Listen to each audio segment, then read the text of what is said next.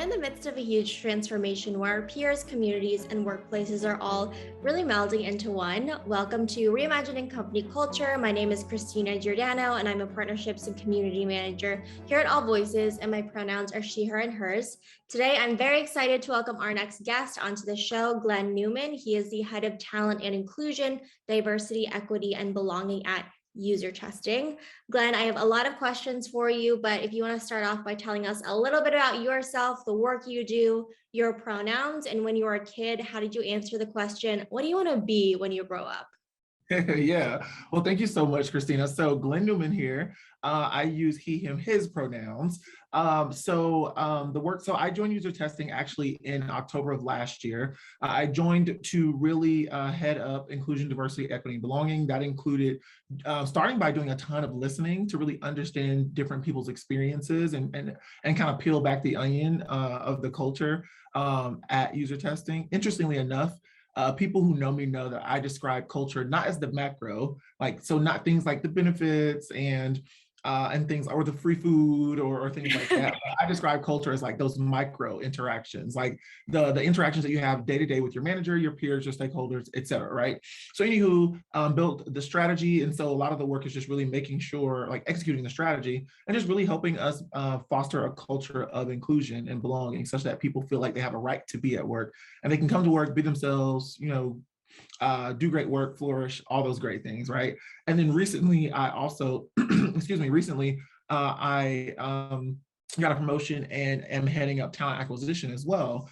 So we can talk more about my background and kind of what got me here. And so that's exciting because we have a lot of opportunity just to make sure that we are that we have tight processes as we continue to grow and scale, as we to ensure that we have structured interviewing, all those great things, right? So excited about the expansion of that. When I was younger, interestingly enough, and I think my mom would say this, I talked back, or I would always want to prove my point. And so I wanted to be a lawyer when I was growing up. So Ooh. yeah. And then I think I think it was when I was in ninth grade and I took my government class and I was like, I don't know that this is interesting to me. And I was like, I don't know that I want to be a lawyer anymore. And so then by the time I went to college, I studied business with a concentration in accounting and a double major in econ. The econ is just because I just enjoyed econ from high school. And then the accounting because one of my closest friends to this day, her dad is a partner at Cherry Becker, right? And so we would talk to him a lot about accounting, and it just seemed like it was one of those careers where I could provide for myself and job security. so yeah.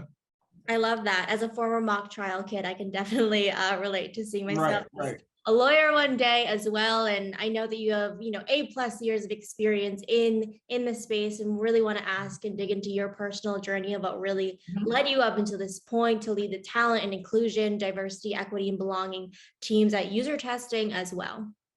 Yeah, so personal journey. I mean, it's really interesting because typically when I tell my story, I talk about how I grew up. So I grew up in Augusta. So I'm born and raised, excuse me again, born and raised in Augusta, Georgia.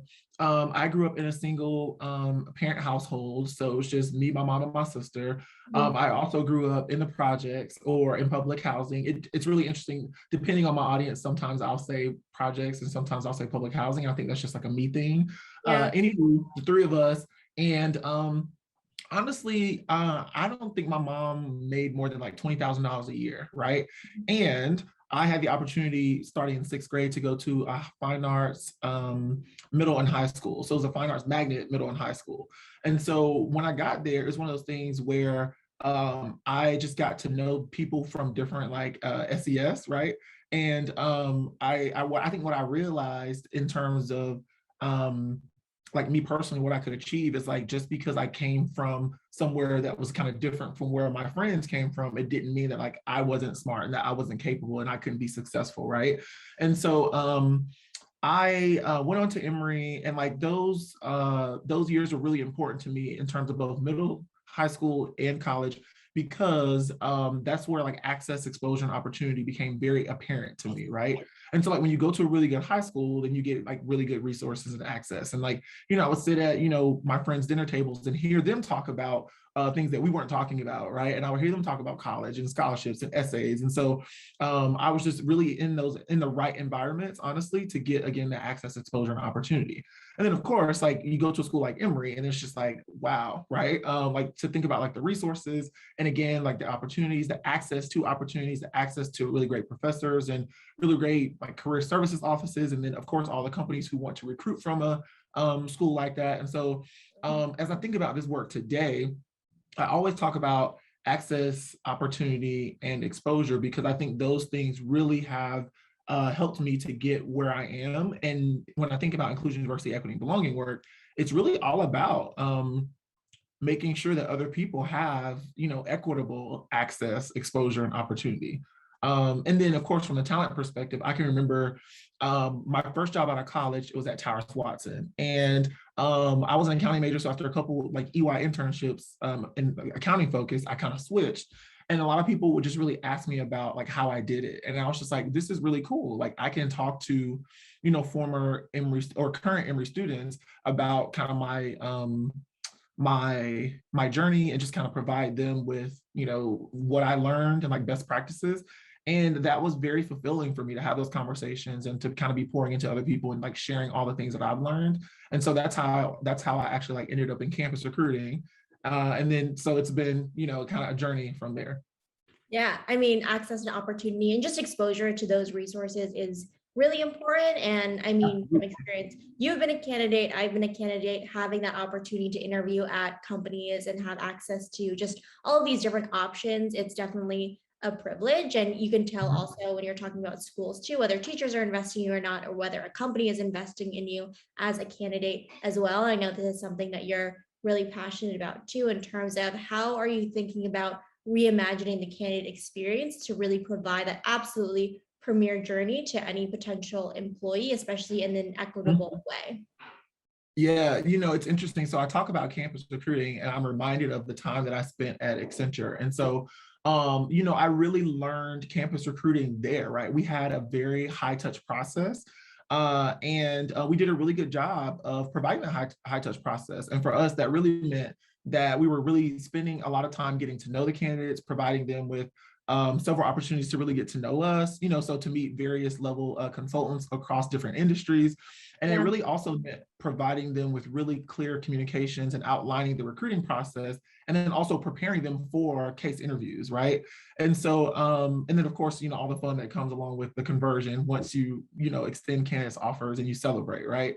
And so for me, it was like really, people appreciated that. And I remember having very impactful moments where I was literally changing people's lives, extending those offers, and then just having the opportunity to celebrate with them, right? Like those are things that I won't easily forget.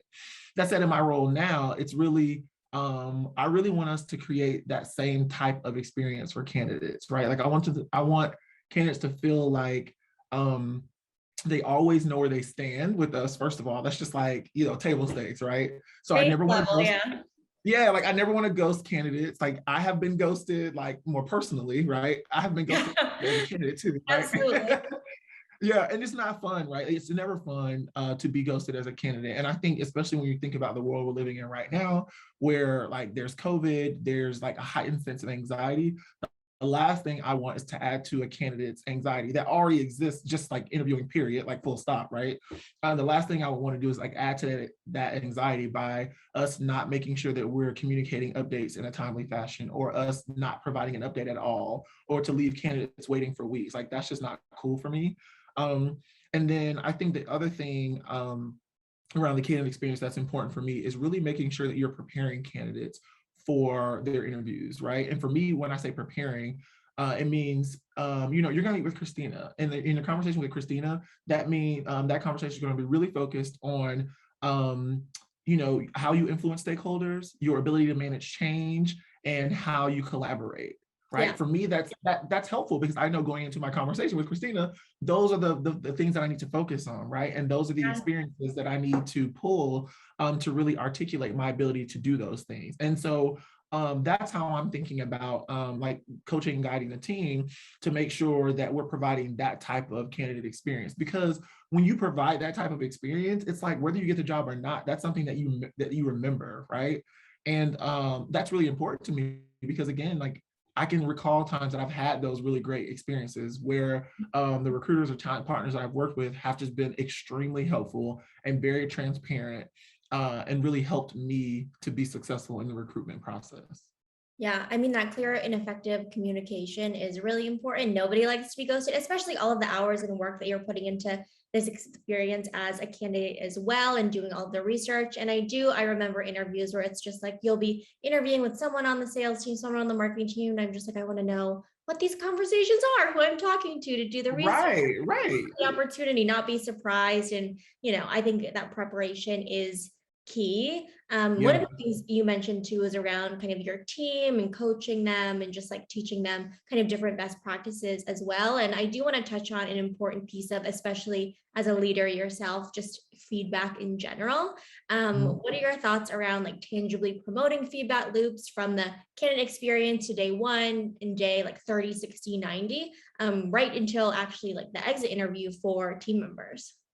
Yeah, so I'm all about feedback. I think so, like for me, I was actually having some quarterly check-ins this week, and I'm like, and I always start with, well, that I'm all about real-time feedback because I am. It's important to me Yeah. to receive real-time feedback because I always like to know how I'm doing, and if I could be doing something differently, I definitely want to know that, right? And so I try to lead my team in that same way.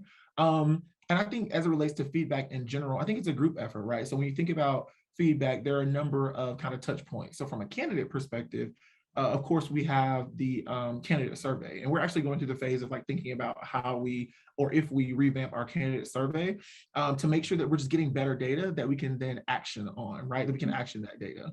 And then, of course, I know some of our talent partners or recruiters, they check in with people, so like they helped to get you in the door at UserTesting, right? And then they may like check in on you periodically, right? And make sure that you have answers to questions, or make sure that you are connected to other resources or other folks within the people ops, the overall people team. In terms kind of feedback from an inclusion, diversity, equity, and belonging perspective, we Mhm. will be administering the culture and inclusion survey. So that will go out, I want to say this fall. And so last year when we did that, we spent a good amount of time making sure that we understood the results. And I worked with various business leaders and the people business partners to really help them digest the results and help them create action plans, or to do more listening, right? So, part of the action plans for some of the orgs was actually, let's double click into these results a little bit and see, can we get more color? Can we get more Yeah. context around what we're hearing and seeing? And then, of course, there's like our overall engagement survey where we also we call it employee listening, right? Where we're hearing from employees and listening to them, and then doing the same thing, digesting the data and taking action. And then you mentioned the exit. Of course, that's really important. I will say at my role, I tend to do a lot of, I don't know that I call them exit interviews. However, it's important to me to make sure that I'm touching base with certain members of historically excluded communities to make sure that I understand why, like if they're leaving, why are they really leaving? And is there something that they um, are sharing with me that they're not sharing with maybe their manager or with leadership? Right. That way I can help close the feedback loop and go back to my manager, the chief people officer, or the other members of E-staff and say, hey, they may not have told you this. However, this is what I got from the conversation. Yeah.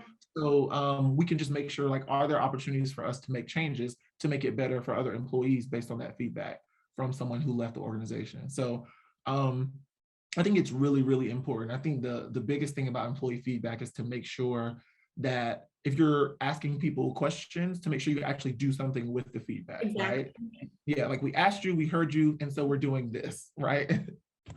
Yeah, it's the worst thing if you just give all of this feedback, you have all of these ideas, and maybe you're very candid and you're trusting of the organization or whoever is asking you that feedback, and then nothing is done about it and it goes into a black hole. And you're like, okay, I'm less likely to give that feedback in the future because nothing was done about it or communicated as well. Going back to that effective communication that we were talking about too. And it sounds like there are a lot of ways that you give and receive feedback as well, whether it's one-to-one, there's the kind of performance reviews and surveys, and just kind of a holistic approach to really employee listening, which is something that we really believe in as well. And I know we're talking about kind of this journey of the candidate experience, but can you kind of provide some color or give a specific example of a really like good candidate touch point and like a great candidate touch point for folks who are listening, what the difference is there?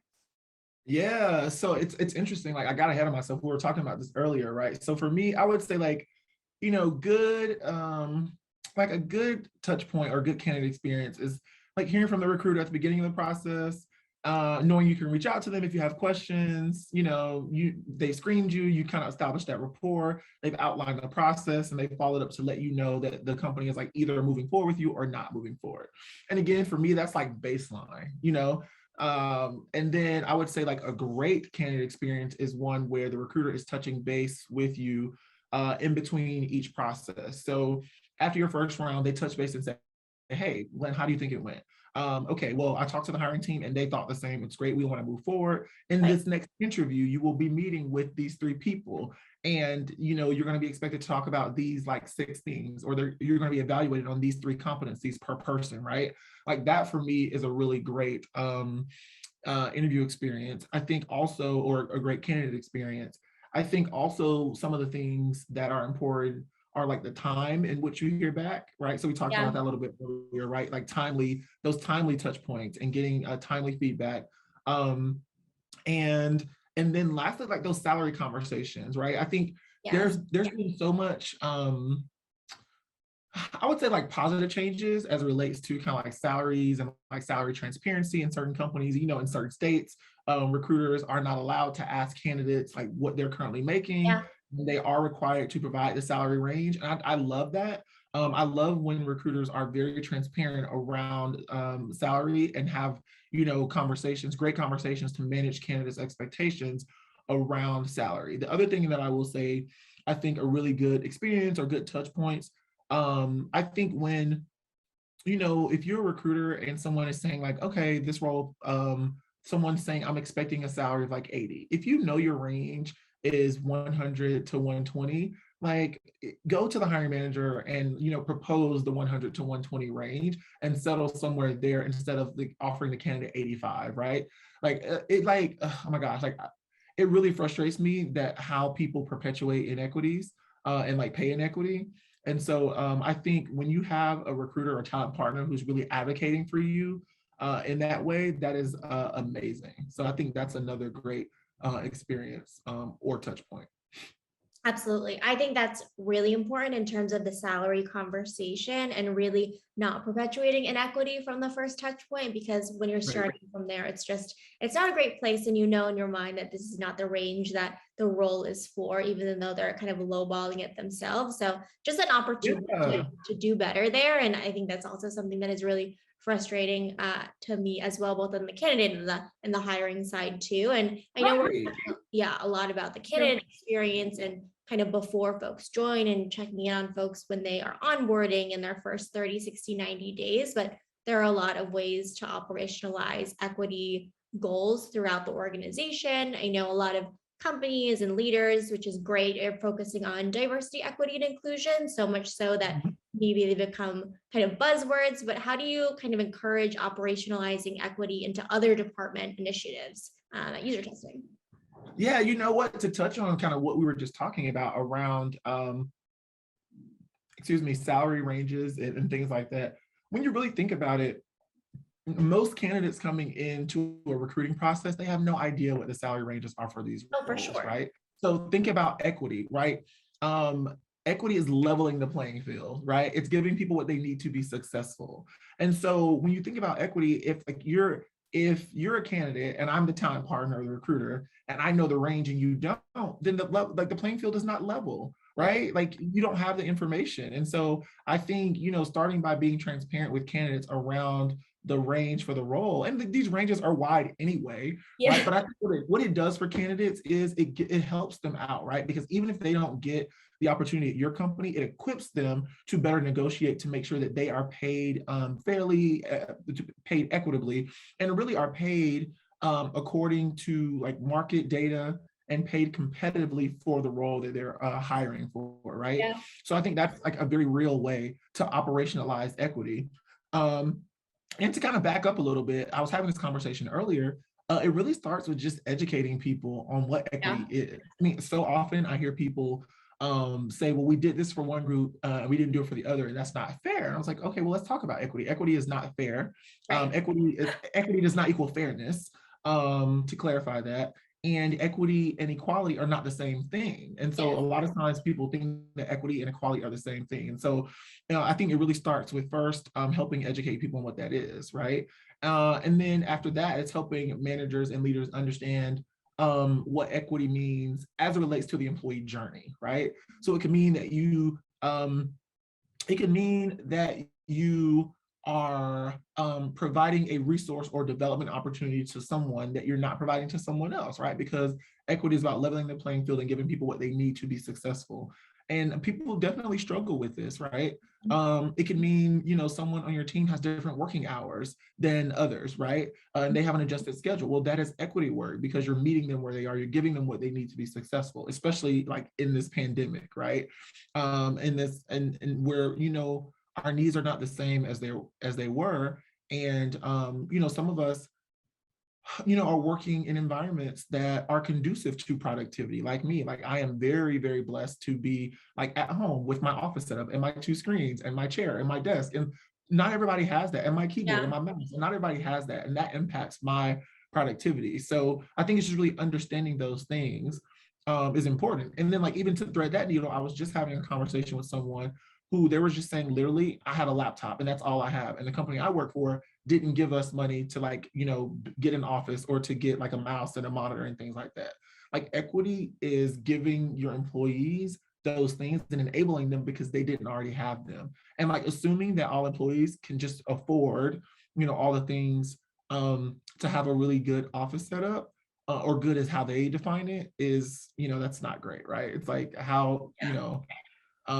like, do you really understand the way that the world works if you're making kind of that false assumption? So yeah, that's kind of those are my thoughts, albeit somewhat jumbled around equity.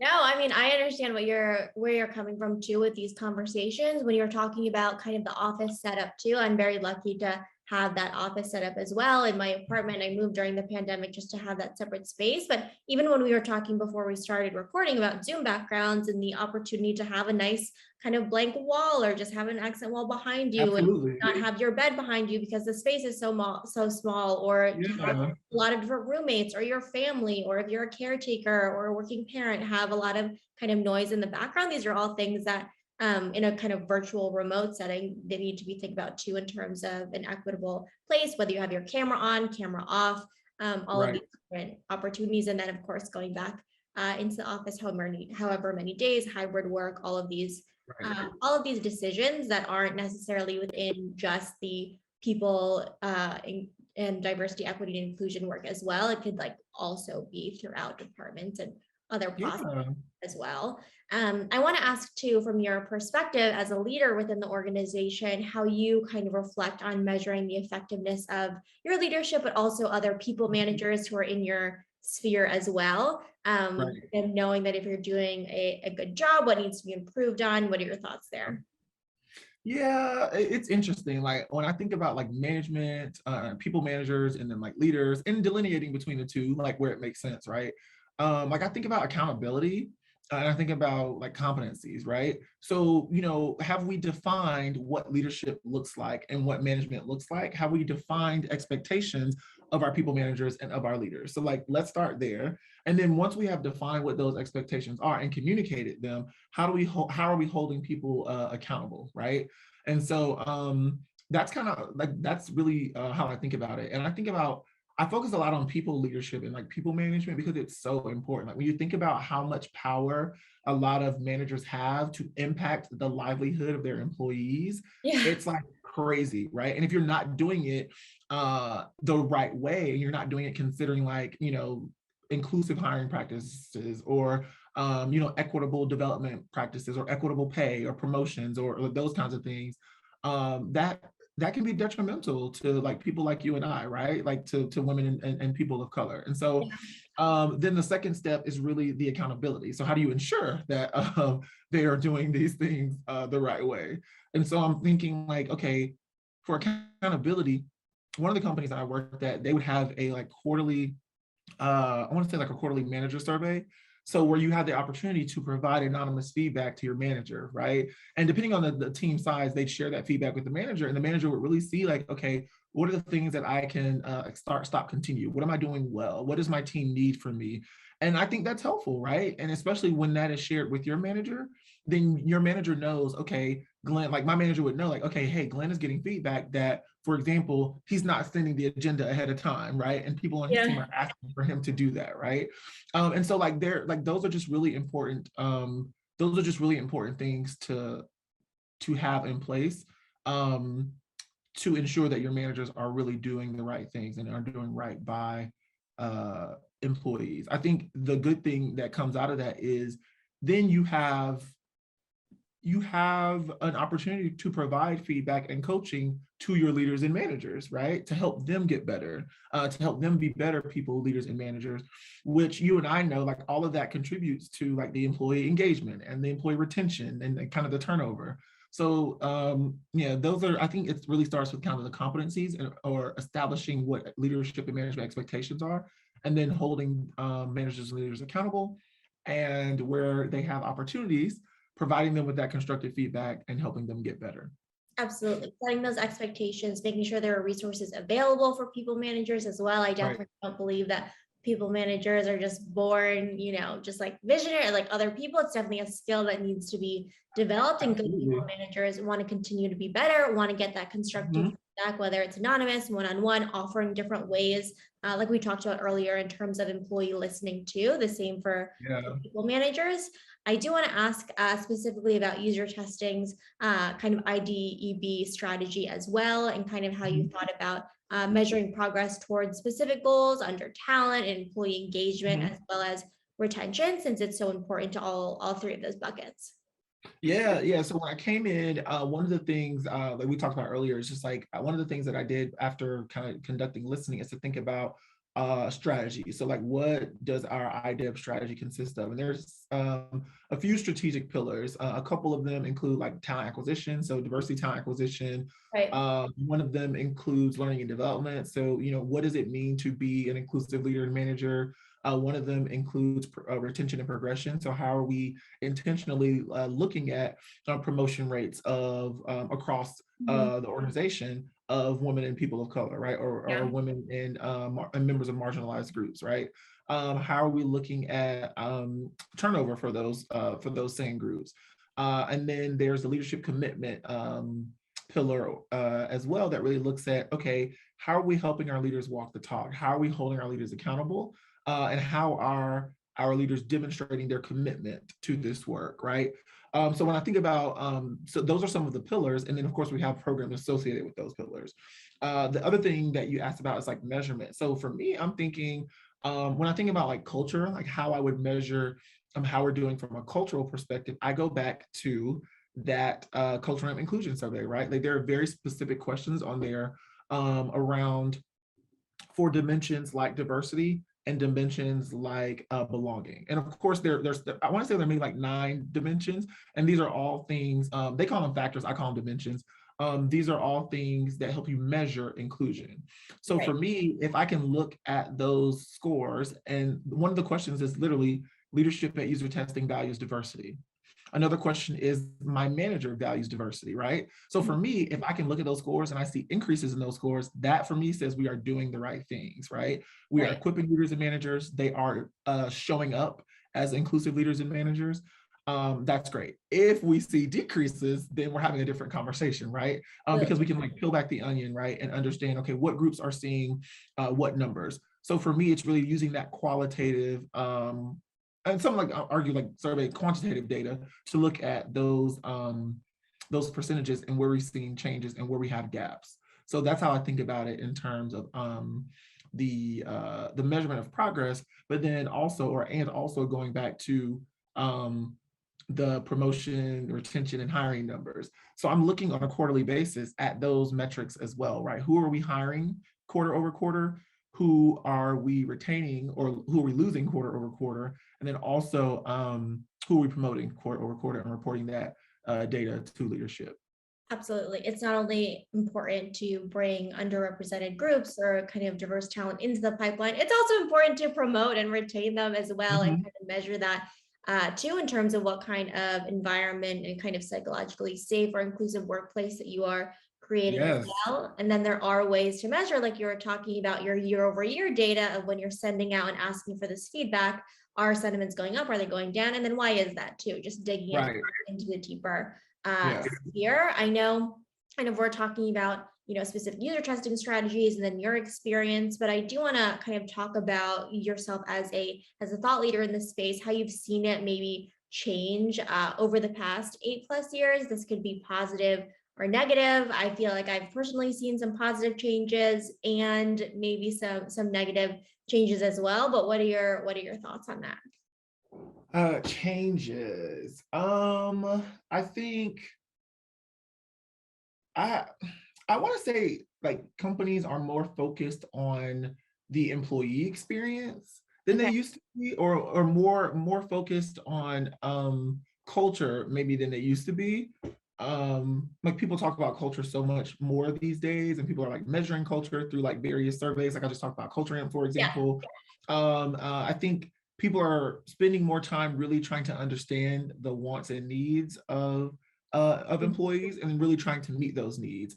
One of the things I think a really good example is like think about the focus that we've seen in recent years, especially maybe in recent year, on mental health, right? And look at the Yeah. number of resources that so many companies are providing to their employees for around mental health, or to support their mental health and well-being, right? So like, for example, think about things like Modern Health, right? Like that didn't, I mean, I'm not sure how long they've been around, but like I can think like when I started my career, like that wasn't a thing, right? And people didn't talk as openly about like kind of mental well-being. So that's something that I can think of. I think one of the things that we touched on earlier around kind of the salary pieces, salary ranges, I think in addition to, again, some of the laws that we talked about and some of that kind of the legal compliance pieces, I think, some companies are being more transparent with employees about like ranges and like what's your comp ratio, and like talking to them about where they fall in the range and why they are where they are in the range. And like, for me, I'm a fan of that because it really helps have a transparent conversation Mhm. around here's where you are and this is why you're where you are, right? And like as you continue to grow your skill set and continue to add value and along as defined by objective criteria, then you'll move up in the range, right? So Yeah. I think that's something that has changed. It seems to just be more transparency about that. When I think about changes that I've seen in terms of like the inclusion, diversity, equity, belonging space, oh my gosh, I was like, where do I begin? I mean, to just think about this work several years ago when people were really focused so much on you know, employee resource groups or affinity groups or employee network groups or whatever, people may call them, to now having difficult conversations about privilege and covering and microaggressions and, all the training that a lot of organizations have rolled out or workshops to really help people understand these concepts and tell people understand what it means, like tell people understand the impact of kind of microaggressions and covering and privilege and things like that on people's employee experiences and the impact of those things on their culture. I mean, think about, we weren't talking about things like what it means to be anti-racist, like even probably 2 years ago, right? Like Yeah. seriously. And so like now having those conversations about what it really means to be anti-racist, right? And then so many more companies are speaking out, right? Like I literally, I don't think I'll ever forget the Netflix post that was just like to be silenced, to be complicit, right? Right. Around kind of like you know, the resurgence of the Black Lives Matter movement. Some people often say like the Black Lives Matter movement, like it started in 2020 with like the murder of George Floyd. I'm like, no, the resurgence of it, Actually, right? yeah. Yeah, like actually, so which highlights the importance of this work, right? So, and then I think, kind of the last thing, I think so much of the work that we're doing from an inclusion, diversity, equity, belonging space in general, across the board, across industries, has also become social justice work, right? It's Right. like, you kind of ask the question, like, are you doing, diversity, equity, inclusion work if you're not talking about things like social justice, if you're not having conversations around things like the importance of voting rights and getting people out to vote, or protecting, Absolutely. again, people's right to vote, or like voter suppression. And so, I think there have just been a ton of changes like in the industry. Again, like the industry being IDEB, and like what that work really entails today versus what it entailed maybe like as little as 2 years ago. Absolutely. I would definitely agree with that too. And to your point, and just including social justice as a piece of the framework, are definitely a major part of the IDIB work. I think we're seeing a lot of companies take a stand as well. As you said, like silence is complicity too. So Mhm. a lot of companies are standing up and talking about voting rights. They're also saying, I feel like 10 years ago, people would be like, oh, like, would I put Black Lives Matter in a company statement? But you're seeing a lot of companies do that now as well. And I do want to Absolutely. talk about vulnerability as well and touch on something that you wrote on LinkedIn that definitely, number one, thank you for sharing. And number two, I want to ask about as well in terms of, you said, Mhm. I'm currently out of office and unable to respond to your email because I've been shot and killed by the police. And you emphasize the importance of sharing your story and really being vulnerable with how you feel. And I want to ask, like, what was the response you got from that post? And why Yeah. it was important for you to really share that on LinkedIn specifically too. Yeah, like to start off, I mean, I don't think I could be impactful doing this work if I wasn't vulnerable, right? Like I love talking about kind of my shortcomings and like the things that scare me and the things that I mess up on and don't get right. And I do that, I do that because it normalizes other, like it helps normalize being vulnerable. Like it helps make it Right. okay for other people to make mistakes and to talk about their fears and their hopes and their dreams and their shortcomings, right? And so yeah, that post was really me. Like I was internalizing kind of last summer with like the Breonna Taylor, the Ahmaud Arbery, George Floyd. Like I was internalizing it and really coping and just really leaning into supporting the Black community at my previous employer. And one morning I literally just like had this thought and I got up and I just started writing, right? Yeah. And I was just like, how can I help people who are so far removed from Black people getting shot and killed, and like seeing that on TV, and you're so far removed from it and it's not their day-to-day lived experience. How do I make it real for them? And so I was just like, I'm gonna write this because there are so many people who, I mean, I like to think that there are people who like know and love Glenn and like trust him and like, who they find me as a good stakeholder and partner. And Yes. so to read something like that from someone like me that you work with in and out, and I feel like it helps connect. I feel like it really helped connect people who were so far removed from that to like all those atrocities, And so to like bring it to the context of the workplace, I felt like that was my way of helping say like, and this could happen to me too, right? Like there's so many, yeah, and because there's so many like preconceived notions about kind of Black people and about well, they should have complied, they should have just listened, and like all of those comments that are often made. And it's just like, yeah, so I mean, you might see me or perceive me as this guy who's like gonna do the right thing, and I show up in corporate and I'm definitely like, easy to talk to, and I'm well spoken, I'm all those things that I've heard, like all the microaggressions that Yeah. I've heard, right?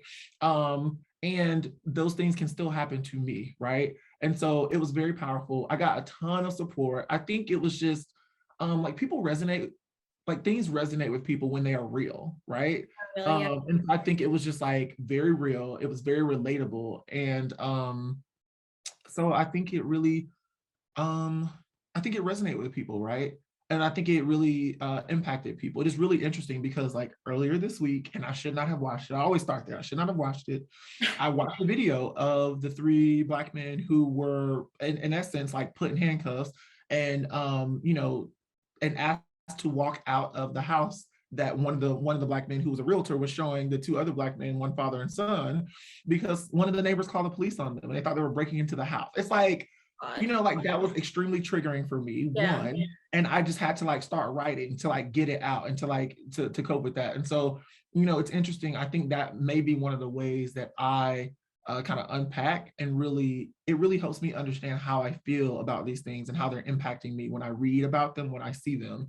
And so I don't know, maybe I'll have like an op-ed about that because it impacted me. And I think people just continue to not understand, our lived experiences, right? And again, when I say our, I mean people like you and I, people who are from historically excluded groups. They don't understand our lived experiences. And so for me, the more I can do to highlight those lived experiences without putting undue burden on people who aren't paid to do this work, like I am blessed, like no, like seriously, Yes. like I do this work, and like I am blessed to on most days have the capacity to educate people and to really help share my story and my lived experience to really help someone else. So yeah, I try to lead with that vulnerability. And it really interesting, like to have a vulnerable moment. One, I will never forget. It's like back in 2016 with my first therapist. She told me, she said, "Hey, Glenn, I think you are extremely authentic, but are you vulnerable?" And I Oh, was wow. Big right. question, And I therapist. was just like, what? I'm so open. I'm such an open book. Like I felt, Yeah. and I realized I was like, oh, I'm not, and I think I say this often to leaders. The more that we are vulnerable, the more like that vulnerability humanizes us. And I One. think so much like people aren't able to connect with leaders because they don't see them as like everyday people. But if you are a leader and you're talking about again your hopes, your dreams, your fears, your aging parents, your children, your like how hard it is for you to work from home, your health issues, your mental health issues. Like when you talk about those things, they humanize you, and it increases your ability to really connect on like a basic human like level. Um, so yeah. Well, again, thank you for writing it and thank you for being vulnerable. Vulnerability is definitely a learned skill and something that Yeah. also I need to practice and talk with my therapist about a lot too. Yeah, it's real. The work that that you do also involves a lot of emotional labor as well, and I think it's really important to note that you can't separate the personal and the professional and just share these lived and learned experiences. Mhm. Another kind of phrase that is talked about at the workplace too, which I think is related to I did work is the fact that you can have a workplace where you can bring your full self to work. Do you believe it's possible to do that? Yeah, I'm sorry. I literally thought I had like exited out of my my Slack, right? No, it's So okay. so do I think it's possible to bring your full self to work? I mean, so me personally, is it always safe? Absolutely not, right? Yeah. So to answer the question, is it always safe for people in general to bring their full self to work? My answer is absolutely not, right? For me, I think I probably bring like 80 to 90% of myself to work on most days. So I think it's helpful because I realize my role and my level within the organization. I think that those two things allow me to like be more Glenn in a way that some people aren't allowed to be themselves, right? And so I definitely acknowledge that. Also, I've just spent so many years of my life like working and like trying to fit in, like using air quotes and trying to Right. assimilate and not using my voice. And like I feel like I've literally in the past year or so I've found my voice. And so Yes. yeah, so like now I'm just like, okay, I want hiring managers and hiring teams, et cetera, to know who I am and to know my philosophy. And if in the interview process, like that's not, if you don't want me based on, my philosophies and how I'm showing up and being myself, then that just lets me know that's not the right place for me, right? Absolutely. Um, so I literally, it's interesting. I remember telling our CEO, Andy, when I interviewed for this role, I said, hey, if you're looking for someone to keep it real with you and to be honest about kind of what employees are experiencing at UserTesting and what I'm seeing, what I'm hearing, and my lived experiences, then I am the person for the job. Yeah. If you are not looking for that, then please do not, like, I'm not the person for the job. Like, Exactly. because if Yeah. I can't lead honestly, like that's something that's just really, really important to me. And if I can't, come to work and be myself or as much of myself as I'm willing to bring to work, then I know I'm not going to be happy, right? And I'm not going to do my best work. So yeah, I think, going back to kind of the conversation around the vulnerability, like the more we listen, the more vulnerable we are, the more we understand different people's lived experiences, the more we uncover as leaders, then the more employees will receive signals that it is safe for them to do the same. And Mhm. the more employees will show up and be authentically who they are. No, absolutely. I definitely agree with that too. And I think it does relate to the vulnerability. And I think your point of just like the role you have at a company as well in terms of seniority and kind of what your role is to does impact that. On the flip side, is there something that talent and IDIB like professionals and companies, individuals need to be aware of in order to be successful in the future of work, as we're in my optimistic lens, creating a more equitable workplace? Something that I need to be aware of. I don't know. Something that I need to be aware of. It's interesting because I have prepared a different answer to this question.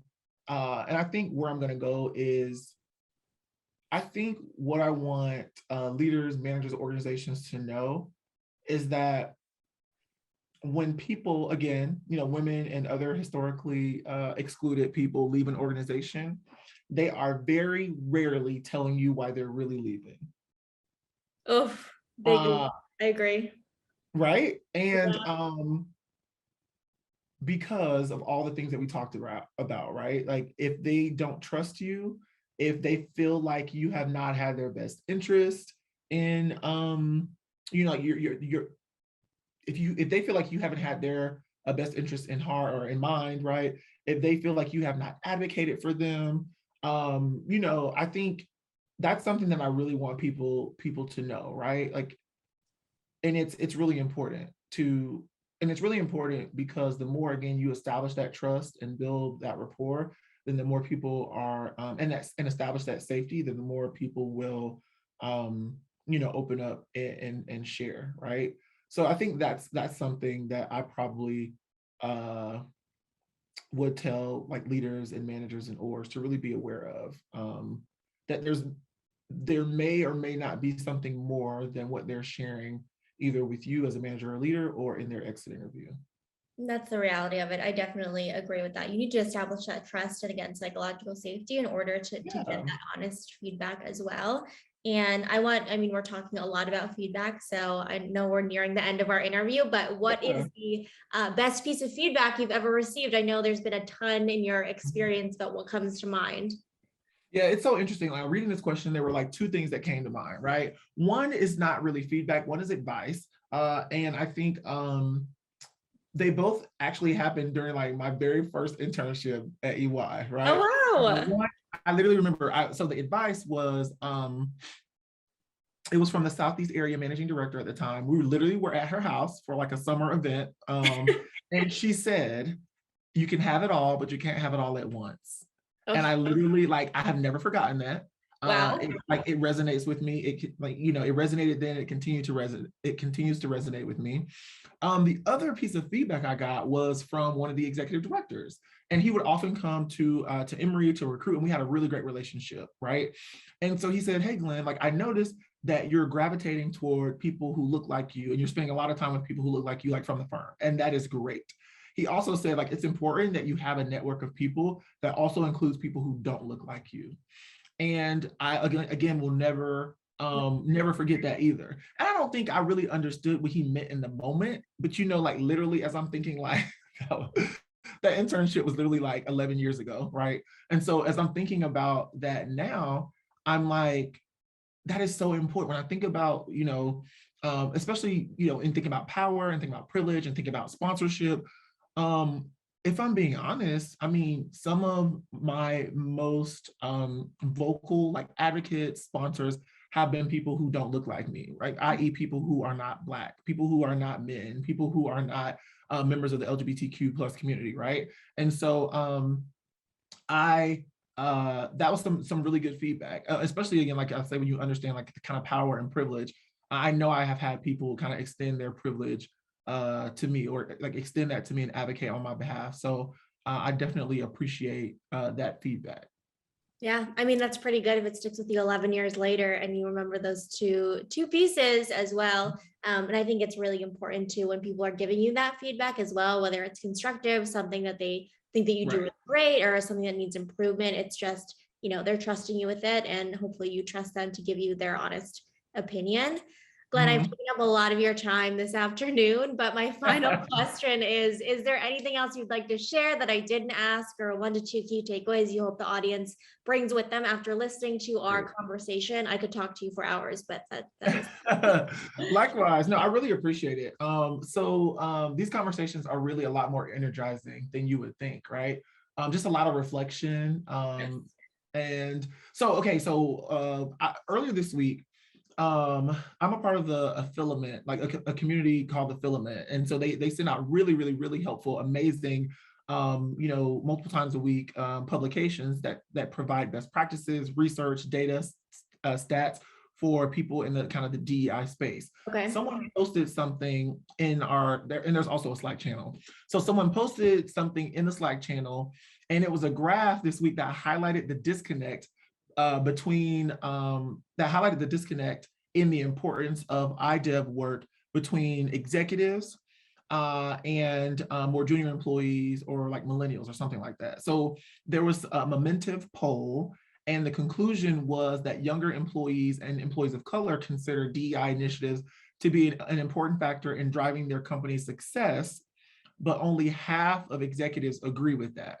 And it was honestly like, with so many things in the DEI space or the IDEV space, it was not surprising, but it was definitely disappointing, right? Yeah. And so it just reminded me of a conversation I had with someone about the decline in support for the Black Lives Matter movement, right? And so there was another graph that I saw between June and September of 2020, by different kind of race and ethnic groups, the decline in support for the Black Lives Matter movement. Of course, it increased the support for the Black Lives Matter movement increased between June and September within the Black community, and had decreased in all the other communities. I was talking to someone about this, and their response to me was, well, I have other things to focus on. People have other things to focus on. Oh.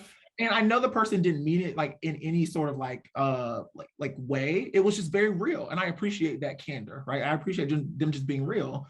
And then as I reflected back on that comment, probably at least a month or two later, I thought, like, what a place of privilege. Like, what privilege what privilege you must have if you can, like, you cannot think about it. You cannot prioritize. Right. Like, if you can worry, like, if you don't have to worry about, if you can worry about or focus on other things outside of just like staying alive or not being murdered due to the color of your skin, like, what privilege. And the other thing is, like, when people say, like, pick your battles, like, that is such a privileged statement. Like, that is such a privileged statement. Oh my gosh, like, because you have the ability to pick your battles. And again, like, people like us often do not. And so I think for me, it highlights that we have a lot more work to do, right? To really build empathy, and to really truly understand the lived experiences of others. So absolutely. We have, as you highlighted, there's been a lot of changes over the past 8+ years. And for the next year, I hope we continue to see progress. And as my therapist would say, there's a lot of work to be done. There's two thoughts can exist at the same time. And I really appreciate the work that you're doing in this space, and the elevation of voices that you're having an impact on as well, UserTesting and beyond. So Glenn Newman, thank you so much for being on Reimagining Company Culture this afternoon. I really enjoyed our conversation. Absolutely. Same here. Thank you so much for having me. I appreciate it. Of course. And as a reminder for those who are listening, AllVoices believes in the empowerment of everyone at a company to provide feedback. And we know that it is a requirement for the company to succeed. We'll speak soon.